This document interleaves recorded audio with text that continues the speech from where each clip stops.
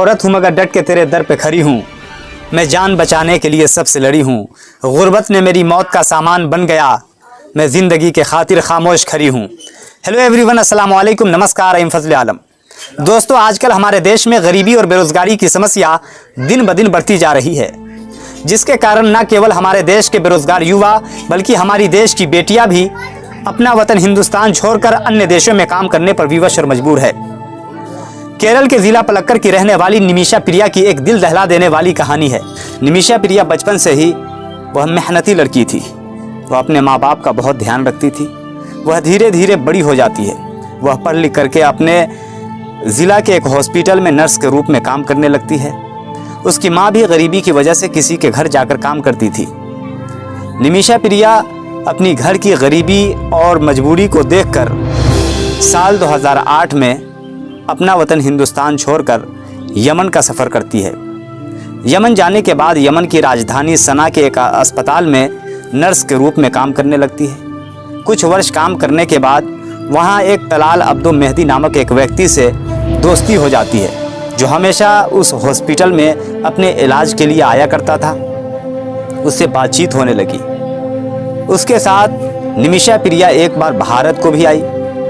निमिषा प्रिया ने हमेशा ये सोचा करती थी कि काश हमारे पास अपना अस्पताल होता, लेकिन यमन जैसे देशों में अपना अस्पताल खोलना बहुत ही मुश्किल था, क्योंकि हर देशों का अपना अपना नियम और कानून होता है जिसे फॉलो करना पड़ता है।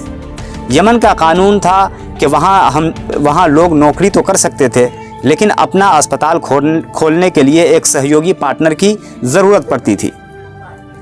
निमिषा प्रिया ने साल 2011 में वह भारत को आती है।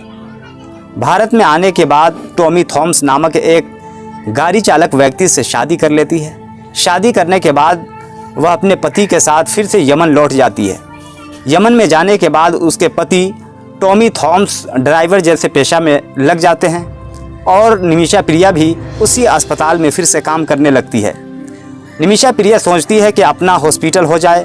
उसके लिए तलाल अब्दो मेहदी नामक व्यक्ति से बातचीत करने लगती है और वह उसे कहती है कि हम यहाँ अपना अस्पताल खोलना चाहती हूँ, अगर आप हमें सहयोगी पार्टनर के रूप में मदद करेंगे तो मैं यहाँ ज़रूर खोल सकती हूँ। तलाल अब्दो मेहदी ने उससे कहा कि मैं बिल्कुल आपके साथ हूँ और मैं करूँगा। निमिषा प्रिया और तलाल अब्दो मेहदी ने मिलकर पैसा इकट्ठा करना शुरू कर दिया। पैसा इकट्ठा करने के बाद वहाँ एक अस्पताल खोलता है। दोनों एक साथ काम करने लगता है। कुछ वर्ष काम करने के बाद दोनों के बीच तालमेल ख़राब हो जाता है, जिसके कारण तलाल अब्दो मेहदी निमिषा प्रिया के साथ धोखाधड़ी करने लगता है। वह कागज़ के साथ साथ उसके पैसों को भी हेरफेर करने लगता है, यहाँ तक कि निमिषा प्रिया की पासपोर्ट को भी जब्त कर लेता है। निमिषा प्रिया जब अपना पासपोर्ट मांगने के लिए जाती थी तो उसे टाल मटोल करता था और धमकी दिया करता था, जिससे वह परेशान होकर के अपने अस्पताल में काम कर रहे यमन की एक नर्स को अपनी दुख भरी कहानी सुनाती है। उसके बाद वह नर्स यह राय देती है कि तुम उसे एक नशे का इंजेक्शन दे दो और जब वह बेहोश हो जाए तो नशे की हालत में अपना डॉक्यूमेंट तलाश कर लेना। निमिषा प्रिया ठीक उसी प्रकार से काम करने लगती है। एक दिन की बात है कि निमिषा प्रिया उसे नशे का इंजेक्शन लगा देता है, लेकिन नशे का डोज अधिक होने के कारण तलाल अब्दो मेहदी बेहोश नहीं बल्कि उसकी मौत अचानक हो जाती है। निमिषा प्रिया अब सोचती है कि इससे कैसे अपनी जान बचाई जाए। उस डर से उसने तलाल अब्दो मेहदी की लाश को टुकड़ों में काटकर पानी की टंकी में डाल देती है और वहां से फरार हो जाती है। साल 2017 में यह खबर यमन पुलिस को लगती है और यमन पुलिस निमिषा प्रिया को गिरफ्तार कर जेलों के अंदर डाल देती।